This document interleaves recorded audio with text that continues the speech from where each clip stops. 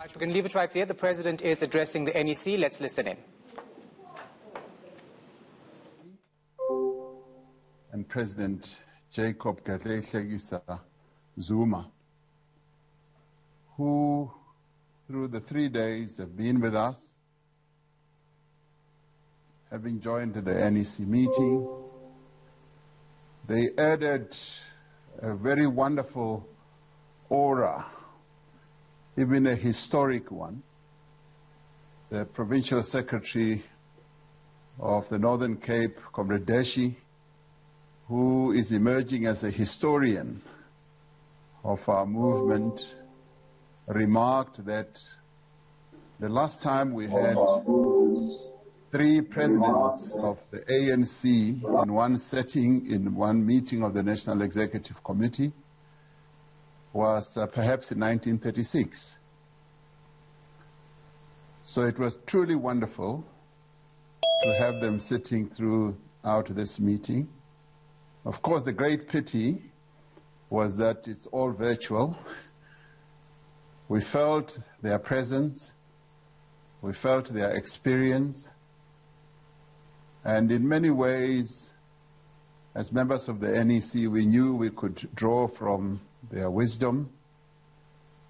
And I guess even as members of the NEC spoke, they knew that looking on, listening in, were the 2 leaders, past leaders of our movement. So I'd like to thank them and extend my very warm gratitude to them for having joined in. Comrades, we've had a wonderful last NEC session for the year.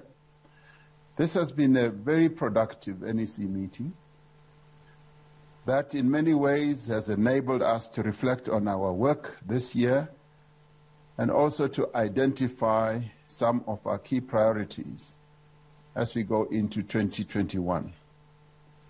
And it was important for us to reflect on what we set out to do in our 2020 January statement, because it gave us a guide on how we should examine the road that we have traveled. We've had to discuss some difficult issues that had the potential to deepen division and exacerbate tensions in our movement. And I wish to commend all members of the National Executive Committee for the comradely manner in which these discussions at this NEC have taken place. And each NEC meeting I have found as president that we continue to rise to the occasion even as we deal with very difficult issues. Comrades were very frank and direct and have sought to persuade each other through the strength of their arguments. And this is an important mantra of the ANC, that we persuade one another, we try and get each other to see other viewpoints. And I think that's what happened at this meeting as well. This is the lessons that we have drawn from those who have come before us. And the discussions have been underpinned by the desire to find a solution to the challenges that we confront. Once again, we've proven many commentators and other public voices wrong. We have not torn ourselves apart and descended into bitter recrimination, and I guess others possibly expected that there would be walkouts and punch-ups. I'm sorry to disappoint them. It did not happen. And it will not happen because we continue to seek to forge unity and to find one another. We have not sharpened divisions as people feared we would at this NEC meeting. If one read the headlines of various newspapers, It seemed to many people that tensions would be high, but it didn't happen. In fact, through our discussions, in many ways, we have narrowed down our differences, the differences that exist. We need to be alive to the reality that there are some outside our movement who are keen to influence our discussions as well as our decisions. And we would say they should desist from doing so. Some, of course, do so out of genuine concern for the organization and for the direction that the country is taking or will take. Some do so out of narrow self-interest. We must also acknowledge that there are some amongst us who, perhaps wittingly or unwittingly, contribute to a public discourse that is damaging to the unity and the cohesion of the NEC and our movement as a whole. As we have said before, we need to desist as leaders of this great movement, the African National Congress, from public statements that are at variance with the decisions of the structure of the ANC and which are likely to fuel divisions amongst us. This NEC agreed that we have huge tasks that lie ahead of us. It had agreed that the task at this time is to rebuild our economy following the devastation caused by COVID-19. South Africa's economy has been devastated by this pandemic, but today we receive good news that our economy is rebounding and has rebounded more strongly than it was expected in Q3, with output rising to about 66.1% on a quarter-to-quarter basis. And also on an annualized basis, it also adjusted quite wonderfully. And in a way, this was more than our expectations and also consensus expectations of the market. We have, as an NEC, noted the progress that is being made in the implementation of the Economic Reconstruction and Recovery Plan, particularly with respect to the various aspects of that plan,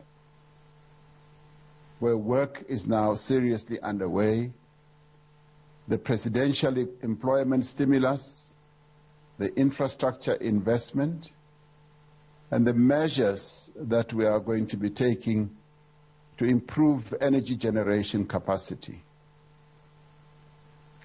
We reaffirmed, as the NEC, this plan and embraced it, and realized that the various areas and priorities that have been set will lead to the revamp of our economy and will, in the end, also have the great potential of restructuring our economy in a way that it will empower and also give opportunities to those who've for years been left outside, playing a role in the economy of their country. So what are we going to do? We're going to be focusing on water projects, roads, bridges, human settlements, health and education, digital infrastructure, public transport, and achieving significant job creation through the various multipliers, and with great emphasis on the restructuring aspect of our economy, which has to do with localization, strengthening the small, medium enterprise sector, and making sure that we also include the women of our country, the youth, and people with disabilities in economic activity. Now, the NEC welcomed progress in regard to this, but it also noted the with concern the deteriorating fiscal situation in the country, with debt payments absorbing a growing share of limited public resources and increasingly crowding out spending on social and economic investment. And this was prominent in the discussions that the NEC had. But the NEC also said that we are committed to responsible fiscal management. We have emphasized the importance of the economic empowerment of women and will be giving attention to the various interventions that need to be made to give effect to this. The NEC also spent quite a bit of time discussing COVID-19 and its effect not only on the economy but on our people as a whole. The NEC expressed grave concern about the increase in infections and more particularly in the deaths over the last few weeks, in particular in the hotspots in the Eastern Cape, as well as what is emerging as hotspots area in the Western Cape on the Garden Route districts, and also the Sarah Baartman area. But we also welcome the measures that have been put in place that the Department of Health and the health of workers are putting in place to contain these outbreaks. We appreciate the work that's also being done by ANC branches, as well as public representatives, also by community-based organizations and civil society, who continue to raise the level of awareness, a level of consciousness amongst our people, and who also continue to mobilize community solidarity during this difficult situation that we face of the pandemic. We're grateful for all the work that is being done at that local level. We recognize that what we do as a society over the next month will also be crucial to the efforts to prevent the second wave of infections that we've been talking about. And in this regard, the NEC is calling on all South Africans to change our behavior now to prevent this resurgence that we are seeing on the horizon. If we act, we could prevent this resurgence. We are therefore calling on the structures of the ANC to use all available platforms, but we even go beyond our own structures and say community-based organizations, various formations, religious bodies, trade unions, and sporting organizations, traditional leaders, and all organizations that are connected to our people, including entities such as local radio stations and local media, to appeal to each community to adhere to COVID-19 regulations during the festive season. We've been stressing that the most dangerous period that we now face is the festive season. It is almost like we're walking through a valley of great infections and a valley that could also be accompanied by death. So we call on our people to avoid manifestations such as parties and large crowds, to restrict family gatherings, to wear a mask at all times, wash and keep social distance, and to protect the elderly from possible exposure. And just to be sure, we are not the only ones in the world who are beaming this type of message. The same message is being propagated in various parts of the world and in other countries. This NEC acknowledged the important point about the need for the African continent as a matter of priority to also build its capacity to deal with COVID-19, but also to begin to look at a future where through research, innovation, and also local manufacturing, we're able, as a continent, to manufacture our own diagnostic, therapeutic, and also vaccines, so that we should no longer continue to be dependent on other countries with regards to essential medicines, medical equipment, or a vaccine. We recalled as an NEC that the ANC has taken a decision that we should have a state-owned pharmaceutical company that would be able to enable this type of interventions to take place and be able to work with our sister countries on the continent. In the course of its response to the pandemic, Africa has demonstrated that if we dedicate sufficient effort and resources, we have the means to meet the challenge. The NEC has taken a firm stance on another pandemic that we have been talking about, which is gender-based violence in our society. In great support of the National Strategic Plan on Gender-Based Violence and Femicide, which brings together all sections of society, the NEC is urging that our movement, the ANC, and our alliance partners should continue to mobilize within communities to fight this scourge, to end all forms of patriarchy, and to address the factors that fuel the violence perpetrated by men against women.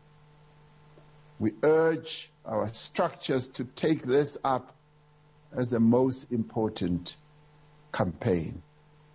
We welcome the specific focus on the role of men and boys in combating gender-based violence and in fighting against the patriarchal attitudes and practices that create an environment in which gender-based violence and femicide flourish.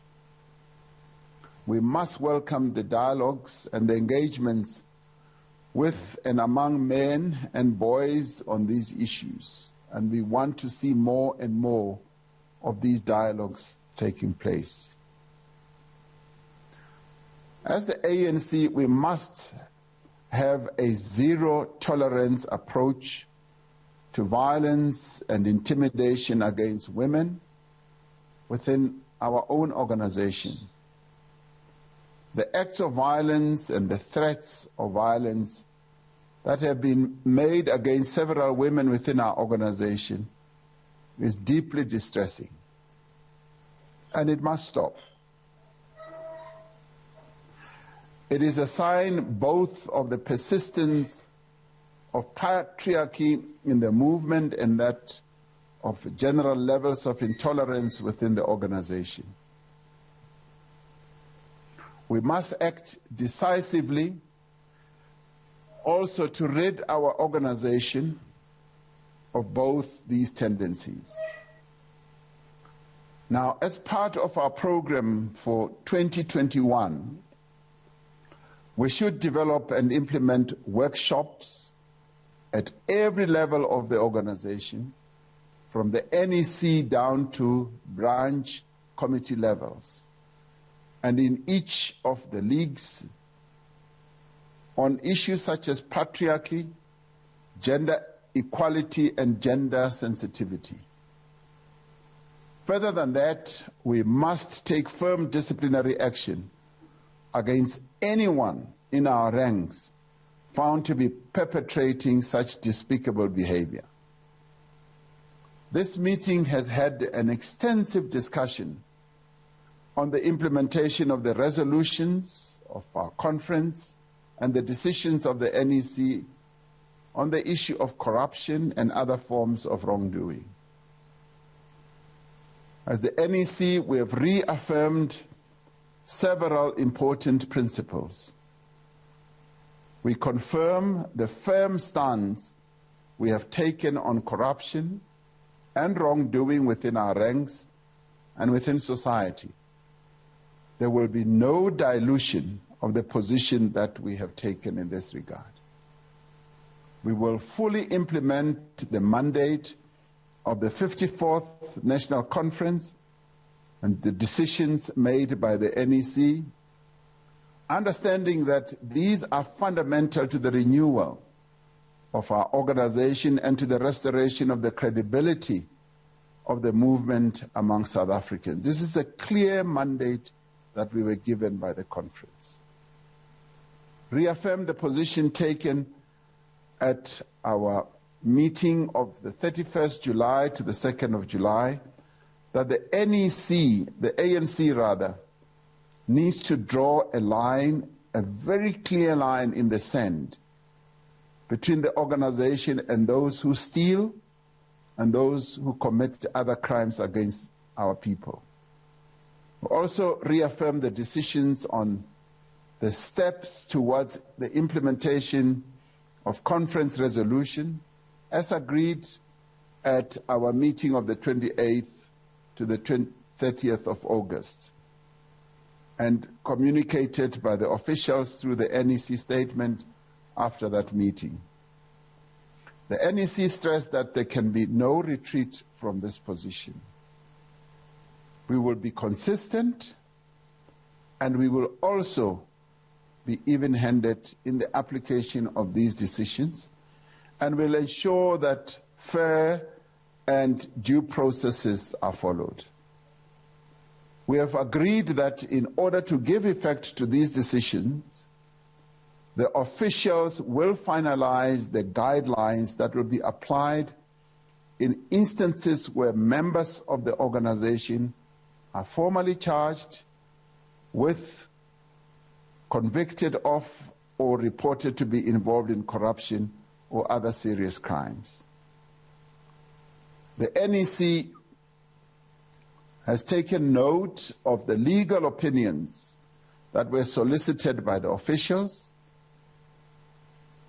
Now, while technical legal opinions are important as background information, as a voluntary organization, the ANC is duty-bound to follow its constitution, its rules, conference resolutions, and NEC decisions, as well as, of course, it should operate within the parameters of the Constitution and the laws of the Republic. It is in this context that our meeting welcomed our Secretary General's decision to present himself to the Integrity Commission on the 12th of December 2020. Now, the officials will process the outcomes of that engagement and the determination by the Integrity Commission and report to the NWC as well as the NEC within the broad context of the guidelines that need to be put together. And in arriving at those guidelines, the NEC has noted that we do need to have thoroughgoing discussions with our provinces, the secretaries of our provinces and the leagues, because they too are experiencing precisely the same challenge. We therefore need to integrate the experiences of all the structures of our movement in arriving at a cogent and a thoroughly workable position in this. We are confident that we will be able to traverse our way around this issue and still be able to implement the resolution of our conference. The NEC has been correct, having taken note about some incidents that keep happening in our movement, has been correct in its condemnation in the strongest terms of the actions by some of our members and leaders who have been seen burning ANC regalia outside the court where the SG appeared in Mangaung, as well as inflammatory and divisive statements. The NEC has called on all leaders and members to exercise maximum discipline and to refrain from actions such as burning ANC regalia, because it is unbecoming for us as members to denigrate and desecrate regalia, including sometimes the flag of our organization, in the way that some members are now seen to be doing. It is not acceptable, and it must stop. Whatever form of unhappiness any one of us has, we say, do not attack this glorious movement. Deal with issues within the organization, have the matters discussed, express your unhappiness. And this is the beauty that we had in the NEC today, that even those who may not have felt exactly the same way, because we never do, we were able to discuss matters within the confines of the NEC and sought to find a way of finding each other. So it is not comradely and it is not becoming of any of us to be denigrating this great organization of John Langalibale Dube, Nelson Mandela, Albert Luthuli, and many other leaders, Mama Sisulu and others. So we ask our members to desist from participating in acts that are going to denigrate our organization. We must rather focus our attention on renewal and unity. The NEC agreed that we must confirm our appreciation of the work of the Zondo Commission under very difficult circumstances. We affirm our call to all members of our movement to cooperate with the Commission and to refrain from unnecessary attacks on the Deputy Chief Justice and the work that he has been asked to do by the South African nation. On our own organizational renewal and rebuilding task, after the disruption that has been caused by the coronavirus pandemic, this NEC has taken several important decisions on organizational processes that need to take place over the next few months. We should applaud the progress that has been made in the implementation of a modernized online membership system, while there are over 1.4 million members of the African National Congress on the system. And this is historic and this is a record. There are, however, still a number of members who still need to renew their membership by the cut-off date that we have set. We initially set a cut-off date of 15th December. I think there will be discussions on seeing whether that should be extended so that many more members can get to renew their membership before we get into a whole number of other activities in the new year. We must put out a call to all members to register on the system, to check their status, and to renew their membership by the cut-off date. It's a fairly simple process where each member is now in full control of their membership status. We have agreed that all branches, regions and provinces where conferences are already due or whose mandates come to an end in 2021 must be allowed to have their provincial and regional conferences before the 31st of May 2021 in compliance with the Constitution. No rating of Provinces and regions whose term expires after May 2021 should have their term extended until after the local government elections. We will also make preparations for the national congresses or conferences of the ANC Youth League, which have agreed should be held before the end of March in 2021. In organizing these conferences, we will adhere to the restrictions on gatherings and the health protocols that are in place to prevent transmission of the coronavirus. In doing so, we must ensure that no one is excluded from the process. The ANC has also reflected on the engagement of the Alliance Secretariat and the Alliance Political Council.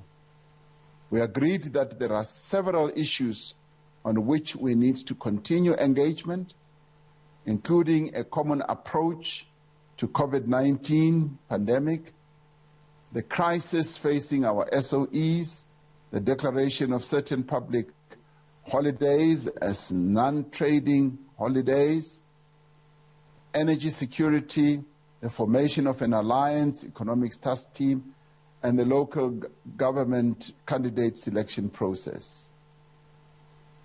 In just over a week's time, the country will be celebrating Reconciliation Day. Among the important issues that we need to raise in this context is the outstanding matters of investigations, prosecutions, and reparations from the Truth and Reconciliation Commission. We need to give these urgent attention in pursuance of transitional justice and to give closure to, and justice rather, to families of victims of apartheid era crimes. In conclusion, comrades, this has been an extremely difficult year for our country and for the people of this great nation. As we prepare for a new year, there are many challenges that lie ahead. Notwithstanding the challenges, we are encouraged by some of the green shoots that we are seeing, rebound economy. Already we can see quite a bit of economic activity that should give us hope. We are determined to overcome the coronavirus pandemic, to rebuild our economy, to create jobs, and to improve the conditions of poor people in our country and those who are vulnerable. We are determined, as this leadership of the ANC, to harness our every energy, our every capability, and our every resource to respond to these challenges. And some of our responses will no doubt also be tackled and announced when we release the January 8th statement in January of 2021. We are determined to overcome, yes, these challenges. We can only do so if we are united, but also more importantly, if we as a movement continue to enjoy the confidence of the people of South Africa. As we conclude, we can say with confidence that this meeting of the National Executive Committee has established a firm foundation for us to do the work that we must do. We should always remember that unity of the African National Congress is paramount. Unity is essential if we are to be effective in leading the radical transformation of our society and our economy. Our people have stored a great deal of trust and confidence in the ANC. And we recently saw this with the excellent results that the ANC achieved in the by-elections that we had recently. It demonstrates the continued confidence that our people have. We should therefore, as a movement, continue to be united, and it should be a unity that is underpinned by principles and values of our movement. And we must unite around our historic mission and around the society that we are committed to build. I thank you.